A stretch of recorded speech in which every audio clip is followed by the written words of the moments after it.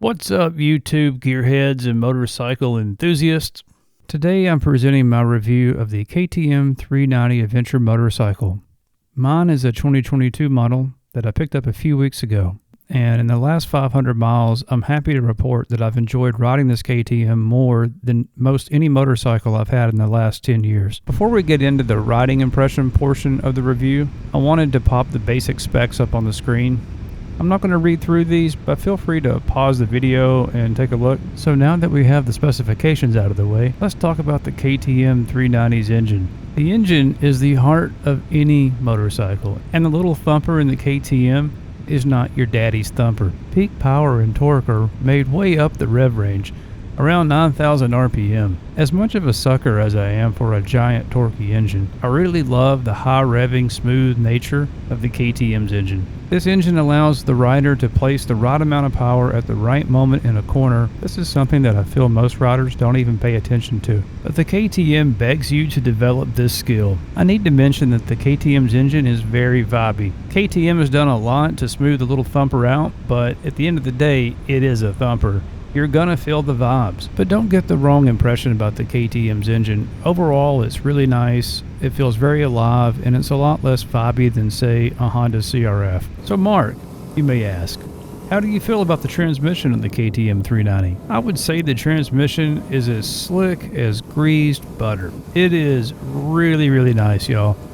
The only flaw in the transmission's oil is neutral, as you all probably know, is very tough to find. It doesn't bother me much because most of my riding is in the country, but if you ride in the city a lot, this is gonna really annoy you. Clutch operation is fine. The engagement point is near the end of the range of the clutch when you let it out.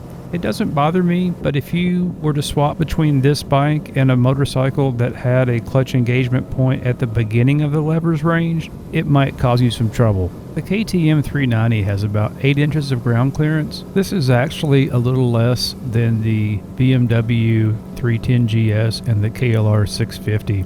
I don't think it's enough of a difference to translate to any real performance difference on the trail, but I thought I would point that out. Moving on to handling, I feel like the KTM 390 Adventure has excellent on-road manners. I ride this bike more aggressively each time I get on it. The reason for this is the suspension on this bike is well above others in its class. It has a fair amount of adjustability. It's sprung fairly well for somebody of my weight. I'm about 175 pounds. I don't notice a lot of brake dive. I don't notice a lot of under dampening characteristics, uncontrolled rebound and whatnot. I've had the bike in the dirt a few hours total, and so far, it inspired confidence right out of the gate. You do get a little bit of chatter on kind of washboardy stuff, but I would expect that from any motorcycle in this class. So far, so good. We'll see how it does when I get into some more technical terrain, if I can ever find some single track, but I don't expect the suspension on this bike to let me down. Another way of looking at the suspension on the motorcycle is, am I looking forward to upgrading it? And right now, it's not even on my radar. There are plenty of other things I would prefer to do to the KTM before messing with the suspension. So how do I feel about the ergonomics on the KTM? Well, so I'll start by talking about airflow management, since that's my buddy Rob's favorite pet peeve. He didn't like it, and he's about 2 inches taller than me. I'm 5'11". He noticed some wind buffeting around highway speeds. The wind is very smooth for me, and I do get some strong wind blast at the very tip top of my helmet. I don't even notice it. I had to put my hand up there just to make sure it was happening, and I've ridden this bike up to 80 miles an hour several times. I have no buffeting that jerks your head around or anything like that. Compared to other motorcycles I've owned, I would give this 9 out of 10 for airflow management. If you're shorter than me, you'll probably like the airflow management even more than I do. Seat height clocks in around 34 inches or so.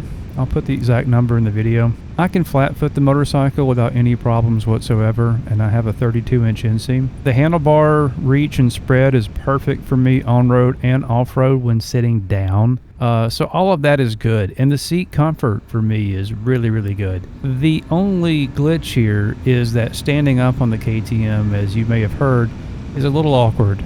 Some people blame the foot pegs. I blame the relationship of the foot pegs to the handlebars. I feel like the handlebars need to be higher and maybe a little bit closer to you. Once you address the handlebar relationship to the rider as much as possible, the next thing to do would be to remove the tilt from the foot pegs to get additional confidence. Now, the KTM comes with a 19-inch front wheel and a 17-inch back wheel. These are common wheel sizes for other bikes in its class, such as the Ducati Desert Sled and the BMW 310 GS. The factory tires that come on this bike, though, calling them all-terrain is a bit generous. I'll probably want to upgrade at some point to something with more knobbiness, more off-road traction, and when I do, I'll need to raise the front fender up as well.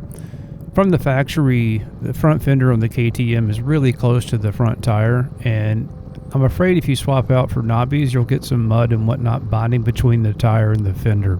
Considering the cost of the KTM, the TFT instrumentation is really top-notch. It doesn't wash out in the daylight, and it's really easy on my eyes in the evening. It doesn't distract from my night vision whatsoever. It also dynamically presents information about who's calling your smartphone, and it will give you turn-by-turn directions as well if it's paired with your smartphone. All good things, y'all. I have zero complaints about this TFT, and I'm an analog clock guy, so that's saying a lot. So that's it for right now, y'all. I'm really looking forward to putting the next 500 miles on the KTM 390 adventure. I've got plenty of time this weekend and plenty of roads to explore. Every time I get on this bike, I feel like I want to challenge myself more, both in my off-road explorations and the aggressiveness of my cornering. I hope you liked this review, and if you did, please rev the like button and subscribe. Until next time, y'all, keep it shiny side up and ride safe.